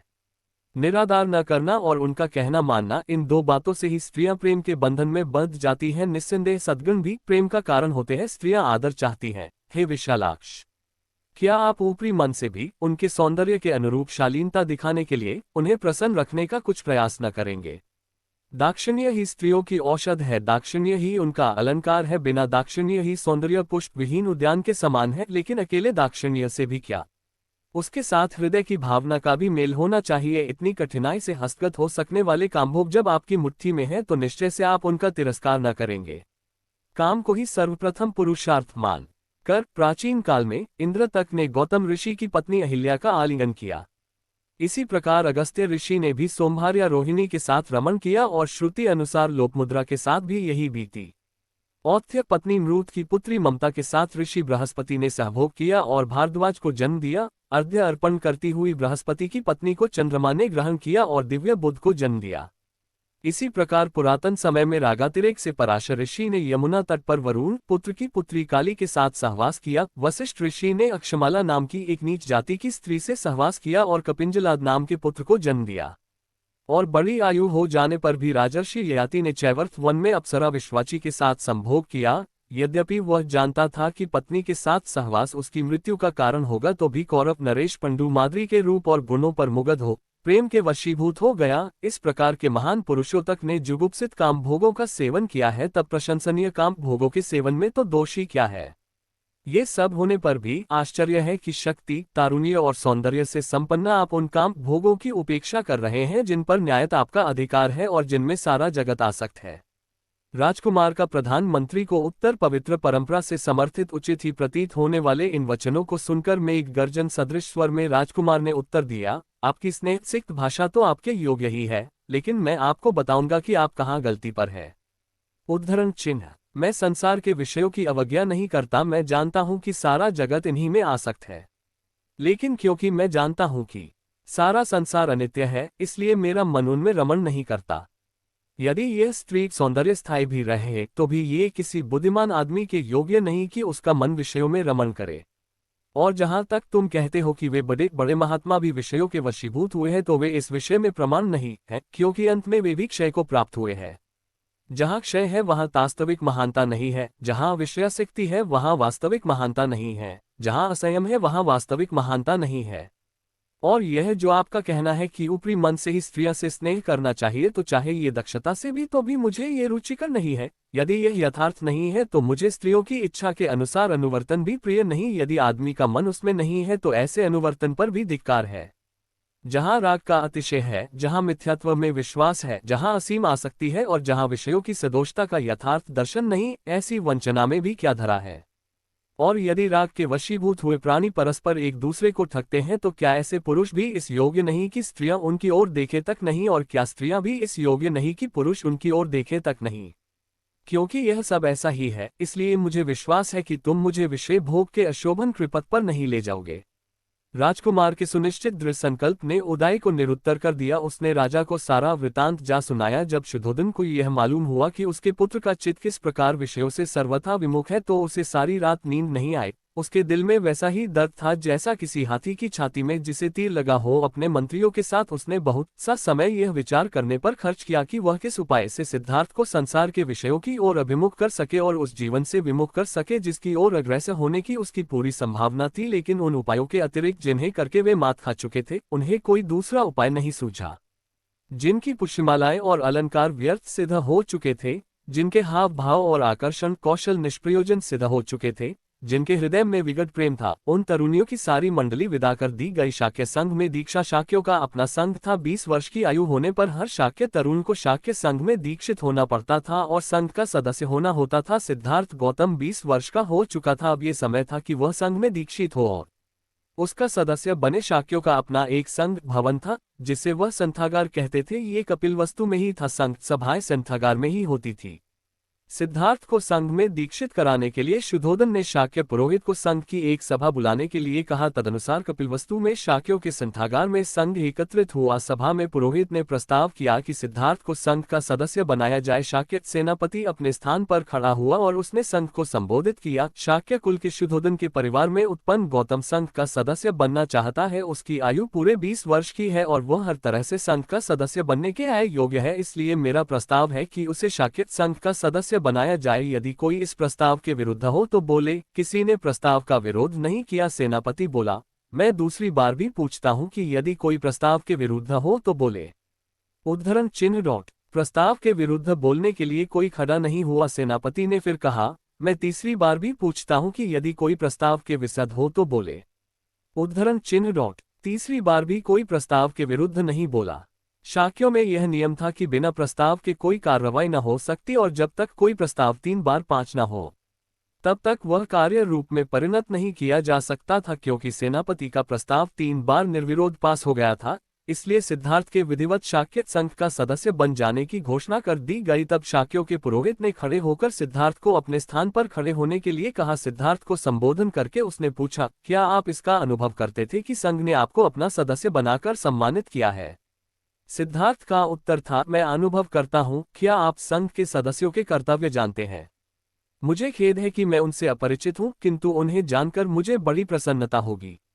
पुरोहित बोला, मैं सर्वप्रथम आपको बताऊंगा कि संघ के सदस्य की हैसियत से आपके क्या कर्तव्य है। उसने उन्हें एक एक करके क्रमश गिनाया। 1, आपको अपने तन मन और धन से शाक्यों के स्थार्थ की रक्षा करनी होगी। 2, आपको संघ की सभाओं में उपस्थित रहना होगा। 3, आपको बिना किसी भी भय का पक्षपात के किसी भी शाक्य का दोष खुलकर कह देना होगा। 4, यदि आप पर कभी कोई दोषारोपण किया जाए तो आपको क्रोधित नहीं होना होगा। दोष होने पर अपना दोष स्वीकार कर लेना होगा, निर्दोष होने पर वैसा कहना होगा। इसके आगे पुरोहित ने कहा, मैं आपको बताना चाहता हूं कि क्या करने से आप संघ के सदस्य न रह सकेंगे। व्यभिचार करने पर आप संघ के सदस्य न रह सकेंगे। 2 किसी की हत्या करने पर आप संघ के सदस्य न रह सकेंगे। 3 चोरी करने पर आप संघ के सदस्य न रह सकेंगे। 4 झूठी साक्षी देने पर आप संघ के सदस्य न रह सकेंगे। सिद्धार्थ का उत्तर था, मान्यवर, मैं आपका कृतज्ञ हूं कि आपने मुझे संघ के नियमों से परिचित कराया। मैं आपको विश्वास दिलाता हूं कि मैं उनके अर्थ और व्यंजन सहित उन्हें पालन करने का प्रयास करूंगा। संघ से संघर्ष। सिद्धार्थ को शाक्य संघ का सदस्य बने 8 वर्ष बीत चुके थे। वह संघ का बड़ा ही वफादार और दृढ़ सदस्य था। जितनी दिलचस्पी उसे निजी मामलों में थी, उतनी ही दिलचस्पी उसे संघ के मामलों में भी थी। उसकी सदस्यता के 8वें वर्ष में एक ऐसी घटना घटी जो सिद्धार्थ के परिवार के लिए दुर्घटना बन गई और उसके अपने लिए जीवन मरण का प्रश्न। इस दुखांत प्रकरण का आरंभ इस प्रकार हुआ। शाक्यों के राज्य से सटा हुआ कोलियों का राज्य था। रोहिणी नदी दोनों राज्यों की विभाजक रेखा थी। शाक्य और कोलिय दोनों ही रोहिणी नदी के पानी से अपने अपने खेत सींचते थे। हर फसल पर उनका आपस में विवाद होता था कि रोहिणी के जल का पहले और कितना उपयोग कौन करेगा। यह विवाद कभी कभी झगड़ों में परिणत हो जाते और झगड़े लड़ाइयों में। जिस वर्ष सिद्धार्थ की आयु 28 वर्ष की हुई, उस वर्ष रोहिणी के पानी को लेकर शाक्यों के नौकरों में और कोलियों के नौकरों में बड़ा झगड़ा हो गया। दोनों पक्षों ने चोट खाए। जब शाक्यों और कोलियों को इसका पता लगा तो उन्होंने सोचा कि इस प्रश्न का युद्ध के द्वारा हमेशा के लिए निर्णय कर लिया जाए। शाक्यों के सेनापति ने कोलियों के विरुद्ध युद्ध छेड़ देने की बात पर विचार करने के लिए संघ का एक अधिवेशन बुलाया। संघ के सदस्यों को संबोधित करके सेनापति ने कहा, कोलियों ने हमारे लोगों पर आक्रमण किया, हमारे लोगों को पीछे हट जाना पड़ा। कोलियों ने इससे पहले भी अनेक बार ऐसी आक्रमणात्मक कार्रवाइयां की हैं, हमने आज तक उन्हें सहन किया, लेकिन यह इसी तरह नहीं चल सकता। ये रोकना चाहिए और इसे रोकने का एक ही तरीका है कि कोलियों के विरुद्ध युद्ध की घोषणा कर दी जाए। मेरा प्रस्ताव है कि कोलियों के विरुद्ध युद्ध की घोषणा कर दी जाए। जो विरोध करना चाहे वे बोले। सिद्धार्थ गौतम अपने स्थान पर खड़ा हुआ बोला, मैं इस प्रस्ताव का विरोध करता हूं। युद्ध से कभी किसी समस्या का हल नहीं होता। युद्ध छेड़ देने से हमारे उद्देश्य की पूर्ति ही होगी। इससे एक युद्ध का बीजारोपण हो जाएगा। जो किसी की हत्या करता है उसे कोई दूसरा हत्या करने वाला मिल जाता है। जो किसी को जीतता है उसे कोई दूसरा जीतने वाला मिल जाता है। जो किसी को लूटता है उसे कोई लूटने वाला मिल जाता है। सिद्धार्थ गौतम ने अपनी बात जारी रखी, मुझे ऐसा लगता है कि शाक्यों को कोलियों के विरुद्ध युद्ध छेड़ने में जल्दबाजी से काम नहीं लेना चाहिए। पहले सावधानी से इस बात की जांच करनी चाहिए कि वास्तव में दोषी पक्ष कौन सा है। मैंने सुना है कि हमारे आदमियों ने भी ज्यादती की है। यदि ऐसा है तो हम भी निर्दोष नहीं हैं। सेनापति ने उत्तर दिया, ये ठीक है कि हमारे आदमियों ने ही पहल की थी, लेकिन ये याद रहना चाहिए कि पहले पानी लेने की भी यह हमारी ही बारी थी। सिद्धार्थ गौतम ने कहा, इससे स्पष्ट है कि हम भी सर्वथा निर्दोष नहीं है। इसलिए मेरा प्रस्ताव है कि हम अपने में से 2 आदमी चुने और कोलियों से भी कहा जाए कि वे भी अपने में से 2 आदमी चुने और फिर यह चारों मिलकर एक 5वां आदमी चुने। ये 5 आदमी मिलकर झगड़े का निपटारा कर दें। सिद्धार्थ गौतम ने प्रस्ताव में जो परिवर्तन सुझाया था उसका विधिवत समर्थन हो गया, किंतु सेनापति ने विरोध किया। कहा, मुझे निश्चय है कि जब तक कोलियों को कड़ा दंड नहीं दिया जाता तब तक उनका ये टिंटा समाप्त नहीं होगा। प्रस्ताव और उसमें सुझाए हुए परिवर्तन पर मत लेने आवश्यक हो गए। पहले सिद्धार्थ के सुझाए परिवर्तन पर ही मत लिए गए। बहुत बड़े बहुमत से सिद्धार्थ का सुझाव अमान्य हो गया। इसके बाद सेनापति ने स्वयं अपने प्रस्ताव पर मत मांगे। सिद्धार्थ गौतम ने फिर खड़े होकर विरोध किया। उसने कहा, मेरी प्रार्थना है कि संघ इस प्रस्ताव को स्वीकार न करे। शाक्य और कोलिय निकट संबंधी है, परस्पर एक दूसरे का नाश करने में बुद्धिमानी नहीं है। सेनापति ने सिद्धार्थ गौतम की स्थापना का सर्वथा विरोध किया। उसने इस बात पर जोर दिया कि युद्ध में क्षत्रियों के लिए कोई अपना पराया नहीं होता। राज्य के लिए उन्हें अपने सगे भाइयों से भी लड़ना ही चाहिए। ब्राह्मणों का धर्म है यज्ञ करना, क्षत्रियों का धर्म है युद्ध करना, वैश्यों का धर्म है व्यापार करना और शूद्रों का धर्म है सेवा करना। हर किसी को अपना अपना धर्म निभाने में ही पुण्य है, यही शास्त्रों की आज्ञा है। सिद्धार्थ का उत्तर था, जहां तक मैं समझ सका हूँ, धर्म तो इस बात के हृदयंगम करने में है कि वैर से वैर कभी शांत नहीं होता, ये केवल अवैर से ही शांत हो सकता है। सेनापति बेजबा हो उठा, बोला, इस दार्शनिक शास्त्रार्थ में पढ़ना बेकार है। स्पष्ट बात यह है कि सिद्धार्थ को मेरा प्रस्ताव अमान्य है। हम संघ का मत लेकर इसका निश्चय करें कि संघ का क्या विचार है। तदनुसार सेनापति ने अपने प्रस्ताव पर लोगों के मत मांगे। बड़े भारी बहुमत से प्रस्ताव पास हो गया। 15 देश छोड़ जाने को सुझावा। दूसरे दिन सेनापति ने शाक्य संघ की दूसरी सभा बुलाई। इसका उद्देश्य था कि उसके अनिवार्य सैनिक भर्ती के प्रस्ताव पर विचार हो। जब संघ एकत्र हुआ उसने प्रस्ताव किया कि उसे आज्ञा दी जाए कि वह 20 वर्ष और 50 वर्ष के बीच के प्रत्येक शाक्य के लिए कोलियों के विरुद्ध लड़ने के निमित्त सेना में भर्ती होना अनिवार्य होने की घोषणा कर दे। सभा में दोनों पक्ष उपस्थित थे, वे भी जिन्होंने संघ की पहली सभा में युद्ध घोषणा के पक्ष में मत दिया था और वे भी जिन्होंने इसके विरुद्ध मत दिया था। जिन्होंने इसके पक्ष में मत दिया था उनके लिए सेनापति का प्रस्ताव स्वीकार करने में कोई कठिनाई नहीं थी, यह उनके पूर्व निश्चय का स्वाभाविक परिणाम था। लेकिन जिस अल्पमत ने उक्त निर्णय के विरुद्ध मत दिया था उसके सामने एक कठिनाई थी, उसकी समस्या थी बहुमत के आगे सर झुकाना अथवा नहीं झुकाना। अल्पमत का निश्चय था कि बहुमत के आगे सिर न झुकाया जाए, इसीलिए उन्होंने उस सभा में उपस्थित रहने का भी निर्णय किया था। दुर्भाग्य से किसी में ये साहस नहीं था कि यही बात खुलकर कह सके, कदाचित वे बहुमत का विरोध करने के परिणामों से परिचित थे। जब सिद्धार्थ ने देखा कि उसके समर्थक मौन है तो वह उठ खड़ा हुआ और उसने संघ को संबोधित करके कहा, मित्रों, आप जो चाहे कर सकते हैं, आपके साथ बहुमत है, लेकिन मुझे खेद के साथ यह कहना पड़ता है कि मैं अनिवार्य सैनिक भर्ती का विरोध करूंगा। मैं आपकी सेना में सम्मिलित नहीं होऊंगा, मैं युद्ध में भाग नहीं लूंगा। सिद्धार्थ गौतम को उत्तर देते हुए सेनापति ने कहा, उस शपथ की याद करो जो तुमने संघ का सदस्य बनते समय ग्रहण की थी। यदि तुम अपने दिए गए वचनों में से किसी एक का भी पालन न करोगे तो तुम सार्वजनिक निंदा के भाजन बनोगे। सिद्धार्थ का उत्तर था, निस्संदेह मैंने अपने तन मन धन से शाक्यों के हितों की रक्षा करने का वचन दिया है, लेकिन मैं नहीं समझता कि यह युद्ध शाक्यों के हित में है। शाक्यों के हित के मुकाबले में सार्वजनिक निंदा का मेरे लिए कोई मूल्य नहीं। सिद्धार्थ ने संघ को इस बात की याद दिलाए और सावधान किया कि कोलियों से निरंतर झगड़ते रहने के कारण शाक्य संघ बहुत कुछ कौशल नरेश के हाथ का खिलौना बन गया है। इसकी कल्पना करना आसान है कि यह युद्ध शाक्य संघ को और भी अधिक दुर्बल बना देगा और इससे कौशल नरेश को एक और ऐसा अवसर मिल जाएगा कि वह शाक्य संघ के स्वातंत्र्य को और भी अधिक घटा दे। सेनापति को क्रोध आ गया, वह बोला, तुम्हारा ये भाषण कौशल तुम्हारे किसी काम न आएगा, तुम्हें संघ के बहुमत के सामने सिर झुकाना होगा। शायद तुम्हें इस बात का बहुत भरोसा है कि कौशल नरेश की अनुमति के बिना संघ अपनी आज्ञा की अवहेलना करने वाले को फांसी या देश से निकल जाने की सजा नहीं दे सकता, और यदि इनमें से कोई भी एक दंड तुम्हें दिया जाए तो कौशल नरेश इसकी अनुमति नहीं देगा।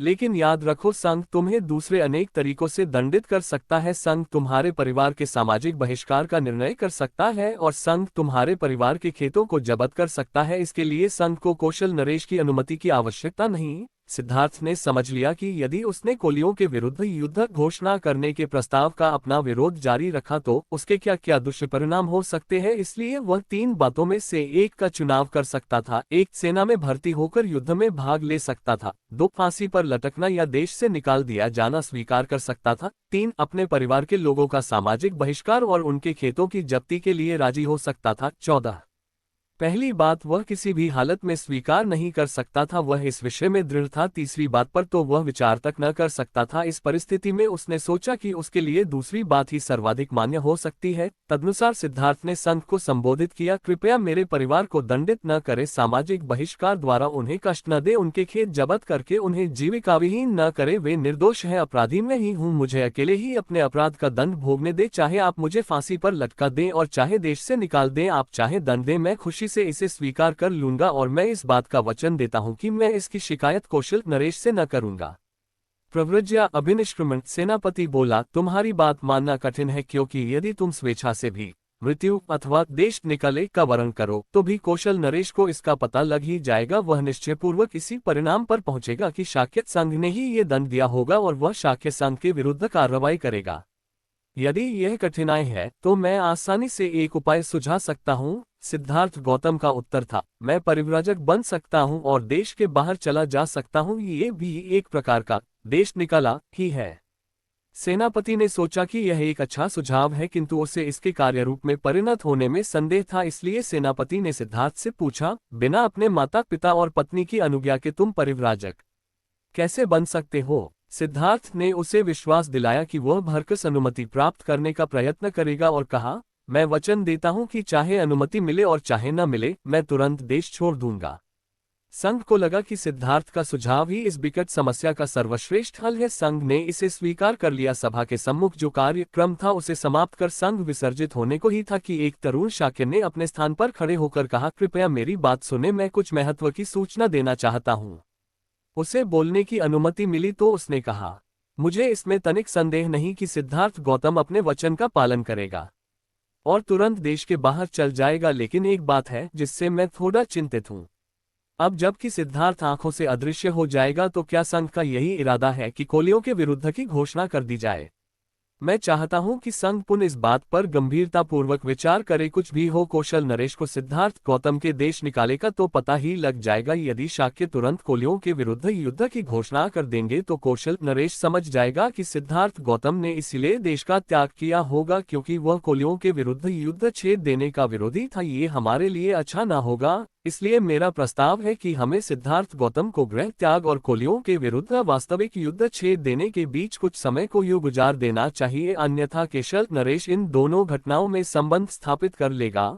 संघ को लगा कि निश्चय से यह बात महत्वपूर्ण है। नीति की दृष्टि से यह मान ली गई। इस प्रकार शाक्य संघ की ये दुखांत सभा समाप्त हुई और उस अल्पमत ने भी, जो युद्ध का विरोधी था किंतु जिसमें अपनी बात साफ साफ कहने का साहस न था, संतोष की सांस ली कि एक अत्यंत भयानक स्थिति से किसी न किसी तरह पार हो गए। विदाई के शब्द शाक्य संघ की सभा में जो कुछ हुआ उसकी सूचना सिद्धार्थ गौतम के वापस लौटने से बहुत पहले राजा के महल में पहुंच गई थी। घर पहुंचने पर सिद्धार्थ गौतम ने देखा कि उसके माता पिता बहुत दुखी है और रो रहे हैं। शुद्धोधन ने कहा, हम युद्ध के दुष्परिणामों की चर्चा किया करते थे, लेकिन मैं नहीं जानता था कि तुम इस सीमा तक चले जाओगे।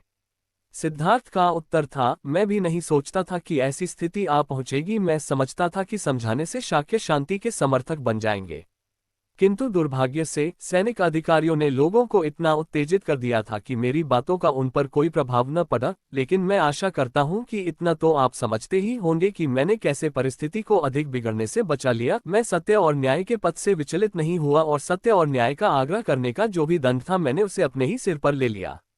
लेकिन शुद्धोधन इससे संतुष्ट नहीं था। बोला, तुमने यह नहीं सोचा कि इससे हमारे सिर पर क्या बीतेगी? लेकिन इसी कारण तो मैंने प्रव्रज्या लेना स्वीकार किया है। जरा सोचो तो सही, यदि शाक्यों ने सारे खेत जब्त करने की आज्ञा दे दी होती तो इसका क्या दुष्परिणाम हुआ होता। लेकिन तुम्हारे बिना हम इन खेतों को रखकर क्या करेंगे? शुद्धोधन बोला, सारा परिवार ही शाक्य जनपद का परित्याग कर देश से बाहर क्यों न चल दे। रोती हुई प्रजापित गौतमी भी सहमत थी। बोली, तुम हम सबको इस प्रकार छोड़कर अकेले कैसे जा सकते हो? सिद्धार्थ ने सांत्वना दी, मां, क्या तुमने हमेशा क्षत्राणी होने का दावा नहीं किया? क्या यह ऐसा ही नहीं है? तुम्हें वीरता का त्याग नहीं करना चाहिए। इस प्रकार दुखी होना तुम्हारे लिए अशोभनीय है। यदि मैं युद्ध भूमि में गया होता और वहां जाकर मर गया होता तो तुम क्या करती? क्या तब भी तुम इसी प्रकार दुखी हुई होती? गौतमी बोली, नहीं, ये तो एक क्षत्रिय के योग्य होता, लेकिन अब तुम लोगों से दूर जंगल जानवरों के साथ रहने जा रहे हो। हम यहाँ शांत कैसे रह सकते हैं? मैं यही कहती हूँ कि तुम हमें भी साथ ले चलो। सिद्धार्थ ने प्रश्न किया, मैं तुम सबको कैसे साथ ले चल सकता हूँ? नंद केवल एक बच्चा है, मेरे ही हुआ है, क्या तुम इन्हें छोड़कर मेरे साथ आ सकती हो? उद्धरण चिन्ह। गौतम को संतोष न हुआ। उसका कहना था, हम सब शाक्यों का देश छोड़कर कौशल नरेश की अधीनता में रहने के लिए कौशल जनपद में जा सकते हैं। सिद्धार्थ ने आपत्ति की, लेकिन मां, शाक्य क्या कहेंगे? क्या वे इसे देशद्रोह न समझेंगे? फिर मैंने वचन दिया है कि मैं वचन या कर्म से कोई ऐसी बात न करूंगा कि जिससे कौशल नरेश को मेरी प्रव्रज्या का यथा कारण ज्ञात हो सके। ये सही है कि मुझे अकेले जंगल में रहना होगा, लेकिन कोलियों के विरुद्ध लड़ाई में हिस्सा लेने और जंगल में रहने, इन दोनों में से अधिक श्रेयस्कर क्या है? इस बीच शुद्धोधन ने प्रश्न किया, लेकिन इतनी जल्दी किस लिए?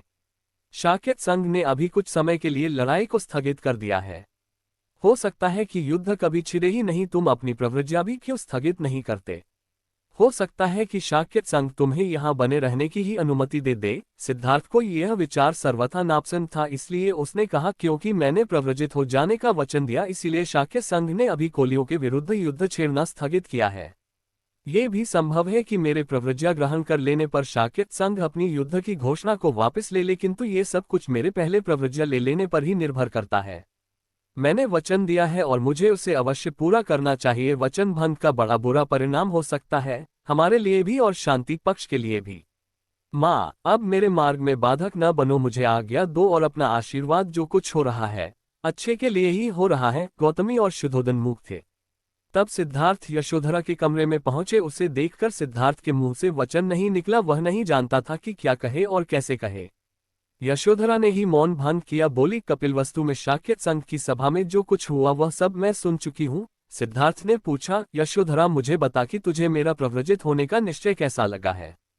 सिद्धार्थ समझता था कि शायद यशोधरा बेहोश हो जाएगी, किंतु ऐसा कुछ नहीं हुआ। अपनी भावनाओं को अच्छी तरह अपने वश में रखकर उसने उत्तर दिया, यदि मैं ही तुम्हारी स्थिति में होती तो और दूसरा मैं कर ही क्या सकती थी। निश्चय से मैं कोलियों के विरुद्ध छेड़ जाने वाले युद्ध में हिस्सा नहीं ले सकती थी। तुम्हारा निर्णय ठीक है, तुम्हें मेरी अनुमति और समर्थन प्राप्त है। मैं भी तुम्हारे साथ प्रव्रजित हो जाती। यदि मैं नहीं हो रही हूं तो इसका मात्र यही कारण है कि मुझे राहुल का पालन पोषण करना है। अच्छा होता यदि ऐसा न हुआ होता, लेकिन हमें वीरतापूर्वक इस स्थिति का मुकाबला करना चाहिए। अपने माता पिता तथा पुत्र की चिंता न करना, मैं जब तक जीऊंगी उनकी देखभाल करूंगी। अब मैं इतना ही चाहती हूं कि अपने प्रिय संबंधियों को छोड़ छाड़ कर जो तुम प्रव्रजित होने जा रहे हो, तुम किसी ऐसे नए पथ का आविष्कार कर सको जो मानवता के लिए कल्याणकारी हो। सिद्धार्थ इससे बड़ा प्रभावित हुआ। इससे पहले उसने कभी नहीं जाना था कि यशोधरा इतनी दृढ़ थी, इतने वीर भाव से समन्वित थी और इतनी अधिक उदाराश्रया थी। आज ही उसे पता लगा कि वह कितना भाग्यवान था कि उसे यशोधरा जैसी पत्नी मिली थी। आज भाग्य ने दोनों को पृथक पृथक कर दिया था। उसने उसे राहुल को लाने को कहा। एक पिता की वात्सल्यपूर्ण दृष्टि डालकर वह वहां से विदा हो गया। गृह त्याग सिद्धार्थ ने सोचा कि वह भारद्वाज के पास जाकर प्रव्रजित हो जाएगा। भारद्वाज का आश्रम कपिलवस्तु में ही था। तदनुसार वह अपने सारथी छन को साथ लेकर और अपने प्रिय अश्वकंथक पर चढ़कर आश्रम की ओर चला। जो ही वह आश्रम के समीप पहुंचा, द्वार पर ही एकत्र हुए पुरुषों और स्त्रियों ने उसे ऐसे घेर लिया मानो वह एक नई नवेली वधू का स्वागत कर रहे हों। जब वे उसके सामने आए, उनकी आंखें आश्चर्य से खुली रह गई। उन्होंने बंद कमल की तरह हाथ जोड़कर उसे नमस्कार किया। वे उसे घेरे खड़े थे, उनके हृदय भावाविष्ट थे। वे ऐसे खड़े थे कि मानो वे अपने अर्ध खिले नेत्रों से उसका पान ही कर रहे हों। कुछ स्त्रियों ने तो यही समझा कि वह कामदेव का साकार रूप है, क्योंकि वह अपने लक्षणों तथा अलंकारों से ऐसा ही अलंकृत था।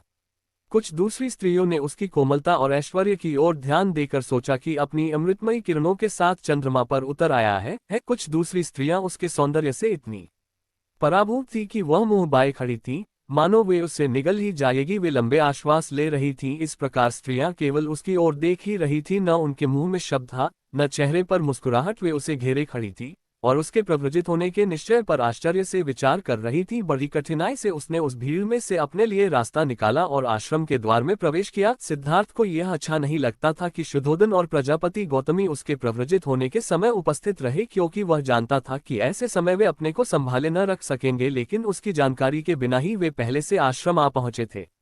जो ही उसने आश्रम में प्रवेश किया, उसने देखा कि उपस्थित मंडली में उसके माता पिता भी है। अपने माता पिता को वहां उपस्थित देखकर वह सर्वप्रथम उनके पास गया और उनका आशीर्वाद चाहा। वे भावना से इतने अधिक अभिभूत थे कि उनके मुंह से एक शब्द नहीं निकल रहा था। वे लगातार रोते रहे। उन्होंने उसे छाती से लगाया और आंसुओं से उनका अभिषेक किया। छन ने कंथक को एक पेड़ से बांध दिया था और पास खड़ा था। जब उसने देखा कि शुद्धोदन और प्रजापति आंसू बहा रहे हैं तो वह भी भावनावश अपने आंसुओं को न रोक सका। बड़ी कठिनाई से अपने माता पिता से पृथक हो सिद्धार्थ वहां गया जहां छन खड़ा था। उसने वापस घर ले जाने के लिए उसे अपने वस्त्र और गहने कपड़े दे दिए। तब उसने अपना सिर मुंडवाया। ऐसा करना परिव्राजक के लिए आवश्यक था। उसका चचेरा भाई महानाम परिव्राजक के योग्य वस्त्र और भिक्षा पात्र ले आया था। सिद्धार्थ ने उन्हें पहन लिया। इस प्रकार परिव्राजक का जीवन व्यतीत करने की पूरी तैयारी करके वह भारद्वाज के पास गया कि वह उसे विधिवत प्रव्रजित कर दे आए। अपने शिष्यों की सहायता से भारद्वाज ने आवश्यक संस्कार किए और सिद्धार्थ गौतम के परिव्राजक बनने की घोषणा कर दी, यह याद करके कि उसने शाक्य संघ के सम्मुख दोहरी प्रतिज्ञा की थी, एक तो प्रव्रज्या लेने की और दूसरे अविलंब की शाक्य जनपद की सीमा से बाहर हो जाने की। सिद्धार्थ गौतम ने प्रव्रज्या का संस्कार समाप्त होते ही अपनी यात्रा आरंभ कर दी। जो जनसमूह आश्रम में इकट्ठा हो गया था वह असामान्य था। सिद्धार्थ गौतम की प्रव्रज्या की परिस्थिति भी असामान्य ही थी। जब राजकुमार आश्रम से बाहर निकला, जनता भी उसके पीछे पीछे हो ली। उसने कपिलवस्तु से विदा ली और अनोमा नदी की ओर बड़ा। पीछे मुड़कर देखा तो जनता अभी भी पीछे पीछे चली आ रही थी। उसने उन्हें रोका और कहा, बहनों और भाइयों, मेरे पीछे पीछे चले आने से क्या लाभ है?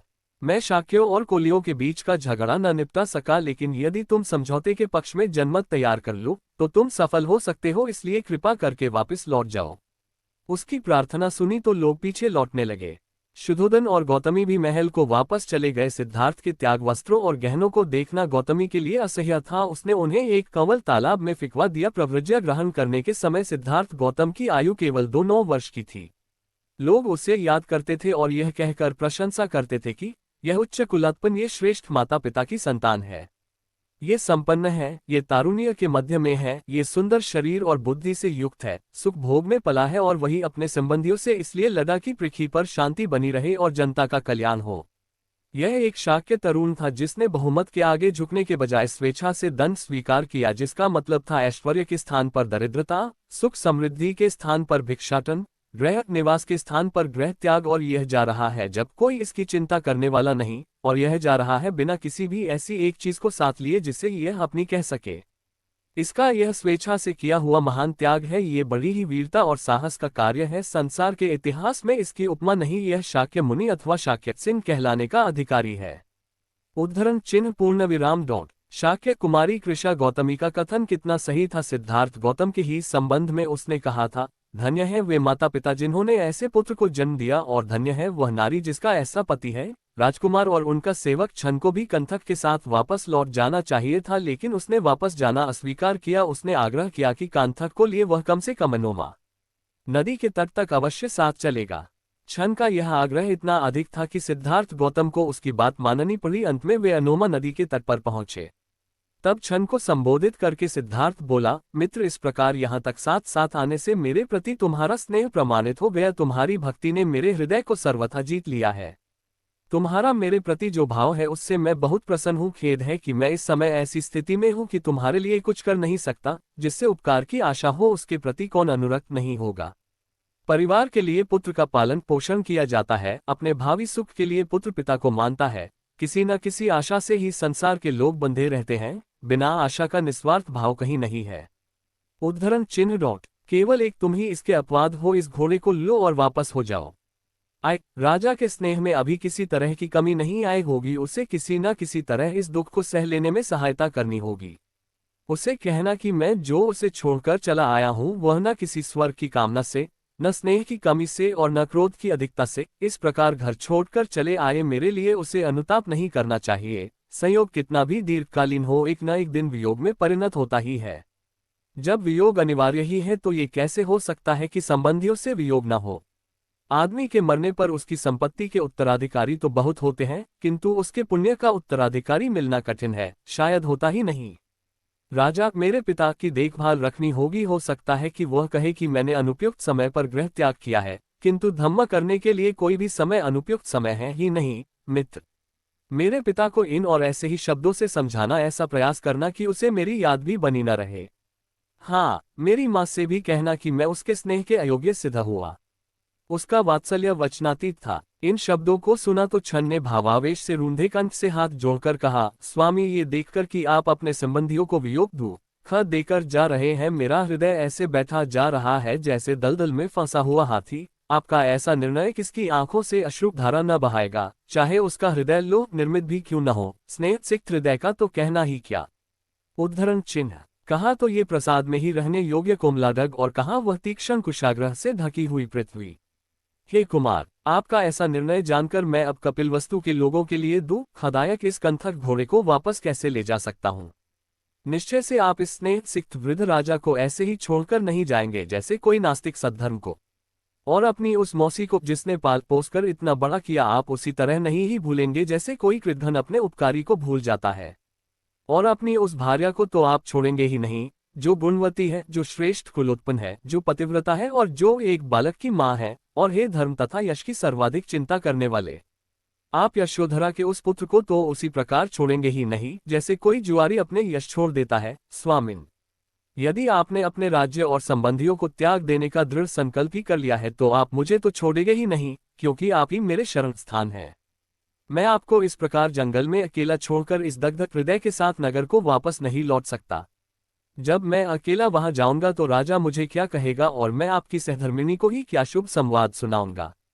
और आपका जो ये कहना है कि मैं राजा को आपके अवगुण सुनाऊं ताकि उसका स्नेह कम हो जाए, तो यदि मैं तालू से सटी जिह्वा से निर्लज बनकर आपके अवगुण कहने का प्रयास भी करूं तो उन पर कौन विश्वास करेगा। जो दया मूर्ति है और जिसने सदा करुणा दिखाई है, यह उसके योग्य नहीं कि अपने स्नेह का परित्याग कर दे मुझ पर दया करे लौट चले। छन के इन दुख भरे शब्दों को सुनकर सिद्धार्थ गौतम ने अत्यंत कोमलता से उत्तर दिया, छन, मेरे वियोग से उत्पन्न होने वाले दुख का परित्याग करो। नाना जन्म ग्रहण करने वाले प्राणियों के लिए परस्पर का वियोग अनिवार्य है। यदि मैं स्नेह के कारण आज अपने संबंधियों का परित्याग न भी करूं तो भी एक न एक दिन मृत्यु हमें एक दूसरे से अनिवार्य तौर पर पृथक कर ही देगी। जिस मेरी माँ ने मुझे इतना कष्ट सहन करके जन्म दिया था, अब वह कहाँ है और मैं कहाँ हूँ। जैसे पक्षी अपने विश्राम वृक्ष पर इकट्ठे होते हैं किंतु फिर नाना दिशाओं में उड़ जाते हैं, यही प्राणियों की दशा है, उनका भी वियोग अवश्यंभावी है। जैसे बादल एकत्र होकर फिर पृथक पृथक नाना दिशाओं में चले जाते हैं, यही प्राणियों की दशा है, उनका भी वियोग अवश्यंभावी है। और क्योंकि यह संसार इसी प्रकार परस्पर एक दूसरे की वंचना करता हुआ गतिमान है, इसलिए संयोग के समय किसी भी चीज को अपना समझ बैठना भयावह है। क्योंकि यह ऐसा ही है, इसलिए मित्र शोक मत करो, वापस लौट जाओ, यदि मन नहीं ही माने तो जाकर फिर वापस चले आना। बिना मुझे कुछ और कहे कपिलवस्तु के लोगों से जाकर कहना कि उसके लिए जो तुम्हारा स्नेह है उसे छोड़ दे, क्योंकि उसका निश्चय दृढ़ है। जब स्वामी और सेवक के बीच की यह बातचीत कंथक ने सुनी तो उस श्रेष्ठ अश्वर ने अपनी जिह्वा से स्वामी के चरण चाटे और आंखों से गरम गरम आंसू गिराए। उस हाथ से जिसकी अंगुलियां जुड़ी हुई थीं, उस हाथ से जिसमें मंगल स्वस्ति अंकित था, उस हाथ से जिसकी हथेली अंदर को थी, गौतम ने उसे थपथपाया और एक मित्र की तरह संबोधित करके कहा, कंथक सहन कर अश्रु मत बहा, तेरा परिश्रम शीघ्र ही सफल होगा। जब छन ने देखा कि अब शीघ्र विदा होना ही होगा तो उसने गौतम के उस परिव्राजक रूप को नमस्कार किया। कंधक और छन से विदा लेकर गौतम भी अपने मार्ग पर चल दिए। छन ने जब देखा कि उसका स्वामी राज्य त्याग कर परिव्राजक का वेश धारण किए चला जा रहा है, उससे न रहा गया, वह अपने हाथ उठाकर जोर से चिल्लाया और जमीन पर गिर पड़ा। जब उसने पीछे मुड़कर देखा, वह एक बार फिर जोर से चिल्लाया। उसने अपने कंठक के गले में हाथ डाले। वह निराश और भग्न हृदय फिर अपने मार्ग पर आगे बढ़ा। रास्ते में कभी वह चिंतित हो उठता, कभी पश्चाताप करता, कभी लखाटा, कभी गिर पड़ता। इस प्रकार स्नेह विदीर्ण हृदय से उसने रास्ते भर नाना तरह की बातें की। वह स्वयं नहीं जानता था कि वह क्या कर रहा है। छन की वापसी। स्वामी के वंगमन के बाद वापस लौटते समय छन ने अपने दुखी मन का भार हल्का करने का भरसक प्रयास किया। उसका दिल इतना भारी था कि जिस दूरी को वह पहले एक दिन में पूरा कर लेता था, जब अपने स्वामी के वियोग की चिंता करते करते उसी दूरी को पूरा करने में उसे 8 दिन लगे। कंथक यद्यपि वह अभी भी धैर्यपूर्वक चला जा रहा था, किंतु वह अत्यंत क्लांत और श्रांत हो गया था। निस्संदेह वह अभी भी अलंकारों से अलंकृत था, तो भी स्वामी विहीन होने के कारण सर्वथा तेज विहीन हो गया था, और जिस दिशा में उसका स्वामी गया था उधर घूम घूम कर बड़े ही शोक संतप्त स्वर में वह बार बार हिनहिनाया। यद्यपि वह क्षुधा से परेशान था तो भी उसने पहले की तरह न रास्ते भर घास चरी और न पानी पिया। अंत में दोनों उस कपिलवस्तु पहुंचे जो सिद्धार्थ के चले जाने के कारण एकदम सूना हो गया था। वे दोनों भी प्राण विहीन शरीर की तरह ही वहां पहुंचे। पद्म पुष्पित जलाशय थे, फूलों से लदे हुए वृक्ष थे, किंतु नागरिकों के हृदय प्रसन्नता से शून्य थे। तेज विहीन आंखों में अश्रु लिए हुए जब उन दोनों ने कपिलवस्तु में प्रवेश किया तो उन्हें सारा नगर अंधकारावृत प्रतीत हुआ। जब लोगों ने सुना कि शाक्य जाति के उस अभिमान को बिना साथ लाए ही वे दोनों अकेले लौटे हैं, तो लोगों की आंखें आंसू बरसाने लगी। आवेश से उन्मत्त हुए लोग छन का पीछा कर रहे थे और आंसू बहाते हुए चिल्ला रहे थे, जाति और राज्य का गौरव राजकुमार कहाँ है? जहां वह नहीं है वह नगर हमारे लिए जंगल है, और जिस जंगल में वह है वह जंगल ही हमारे लिए नगर है। सिद्धार्थ विहीन नगर का हमारे लिए कोई आकर्षण नहीं। स्त्रियां खिड़कियों पर आकर जुट गई। वे एक दूसरे को कह रही थी, राजकुमार लौट आया है। लेकिन जब उन्होंने देखा कि घोड़े की पीठ नंगी है, उन्होंने खिड़कियां बंद कर ली और जोर जोर से विलाप करने लगी, परिवार का विलाप। शुद्धोधन के परिवार के लोग बड़ी उत्सुकतापूर्वक इस बात की प्रतीक्षा कर रहे थे कि संभव है छन सिद्धार्थ को समझा बुझाकर वापस लागने में सफल हो जाए। राजकीय अस्तबल में प्रवेश करते ही कंथक बड़े ओर से हिनहिनाया। इस प्रकार उसने महल के लोगों को अपना दुख व्यक्त कर दिया। जो लोग राजमहल के भीतरी भाग में थे उन्होंने सोचा क्योंकि कंथक हिनहिना रहा है इसलिए राजकुमार वापस आ गया होगा, और वे स्त्रियां जो दुख के मारे होश हवास भुलाए बैठी थीं, अब प्रसन्नता से पागल हो गई। वे राजकुमार को देखने की आशा में बड़ी तेजी से महल से बाहर आई। वे निराश हुई, वहां कंथक था, राजकुमार न था। सारा आत्मसंयम भूल कर गौतमी चिल्ला उठी। वह बेहोश हो गई, जोर जोर से रोती हुई कहने लगी, जिसके वैसे लंबे लंबे बाहु हो, जिसकी सिंह समान चाल हो, जिसकी वृषभ जैसी आंखें हो, जो स्वर्ण समान सुंदर हो, जिसका वक्षस्थल खूब चौड़ा हो, जिसका स्वर मेघ गर्जन के समान गंभीर हो, क्या ऐसे वीर को किसी आश्रम में रहना चाहिए? ये वसुंधरा ही रहने योग्य नहीं है, क्योंकि वह अनुपम श्रेष्ठ कर्मी हमें छोड़कर चला गया है। उसके वे 2 पांव, जिनके चरणों की उंगलियों के बीच में सुंदर जाली है, जिनके गिट्टे नील कंवल की तरह कोमल हो आच्छादित है, जिनके बीच चक्र चिन्ह अंकित है, वन की कठोर भूमि पर कैसे चल सकेंगे? वह शरीर जो महलों में रहने या लेटने के योग्य है, जो मूल्यवान वेशभूषा तथा चंदन आदि के लेप से अलंकृत रहता है, उन जंगलों में कैसे रहेगा, जहाँ शीत, उष्णता और वर्षा से बचने का कोई उपाय नहीं, जिसे अपना कुल, शील, शौर्य, बल, विद्या, सौंदर्य और तारुण्य का अभिमान था, जिसे हमेशा देने का ही अभ्यास रहा का नहीं, वह दूसरों से भिक्षा कैसे मांग सकेगा। जो स्वच्छ सुनहरी शैया पर सोता था और जिसे मधुर वाद्य के संगीत से उठाया जाता था, वह मेरा तपस्वी अब केवल एक वस्त्र बिछाकर कठोर पृथ्वी पर कैसे सोएगा। इस प्रकार के करुण विलाप को सुनकर स्त्रियां परस्पर एक दूसरे का आलिंगन कर आंसू बहाने लगी। उनकी आंखों से आंसू क्या बरस रहे थे, हिलाई गई लताओं के फूलों से मधु बरस रहा था, ये भूलकर कि उसने उसे सहर्ष जाने की अनुमति दे दी थी। व्युगाहत यशोधरा भी एक बार ही भूमि पर गिर पड़ी लेने अपनी धर्मपत्नी को। मुझे वह कैसे छोड़ गया, वह मुझे विधवा बना गया। वह अपनी धर्मपत्नी को अपने नए जीवन का संगीत साथी बना सकता था। मुझे स्वर्ग की कामना नहीं है, मेरी एक ही इच्छा रही है कि मेरा पति मुझे इस लोक व परलोक में कभी न छोड़े। यदि मैं उसके विशालाक्ष तेजस्वी मुख की ओर देखने की अधिकारिणी नहीं हूं, तो क्या ये बेचारा राहुल भी अपने पिता की गोद में लेटने का अधिकारी नहीं है। उद्धरण चिन्ह खेद है कि उस वीर के कोमल सौंदर्य के भीतर उसका हृदय अत्यंत कठोर है, अत्यंत निर्दय है। कौन ऐसा है जो शत्रु को भी मुगध कर लेने वाले, तोतली बोली बोलने वाले इस प्रकार के बच्चे तक को छोड़कर चला जाए।